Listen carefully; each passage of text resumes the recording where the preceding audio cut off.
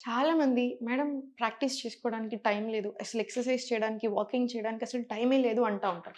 మళ్ళీ నేను ఎక్కడికైనా బయటకెళ్ళినప్పుడు అసలు నా దగ్గరికి ఒక 15, 20 మందైనా వచ్చి నాకు ఈ ప్రాబ్లమ్ ఉంది. నాకు ఆ ప్రాబ్లమ్ ఉంది. నేను ఏం చేయాలి? ఏం చేయాలి? అంటా ఉంటారు. ఏం చేయాలి? యోగా ప్రాక్టీస్ చేసుకోండి. వాకింగ్ చేయండి. ఫుడ్‌ని బెటర్ చేసుకోండి. సో, ప్రాక్టీస్ చేయడానికి టైం లేదని ఎలా అంటారు? మన బాడీ గురించి మనం ఆలోచించకపోతే ఎవరు ఆలోచిస్తారు?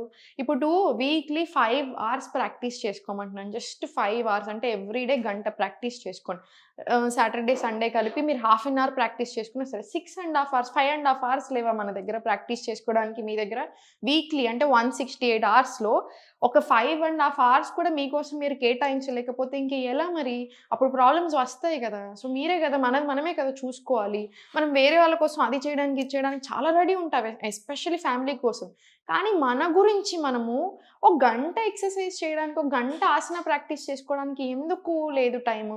పెట్టుకోండి. నేను చెప్తాను ఈరోజు మీకెలా ప్లాన్ చేసుకోవాలో. మార్నింగ్ ఒక 20-30 మినిట్స్ ఉంచుకోండి.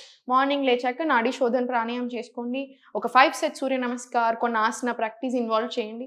ఈవినింగ్ ఒక 15 మినిట్స్ ప్రాక్టీస్ చేసుకోండి. రిలాక్సింగ్, కామింగ్‌గా ఆసనాస్ తీసుకోండి. కావాలంటే మీకసలు టైం లేని రోజు 20-30 మినిట్స్ మార్నింగ్ ప్రాక్టీస్ చేసుకొని, నైట్ బెడ్ మీదకెక్కాక ఒక 15 మినిట్స్ ప్రాక్టీస్ చేసుకోండి. బ్రెత్ వర్క్, ఓం మంత్ర చాంటింగ్, చిన్న ఆసనాస్, ముద్రాస్ మీకు టైం ఉన్న ప్రతిసారి తీసుకోవచ్చు. ఓం నమః శివాయ.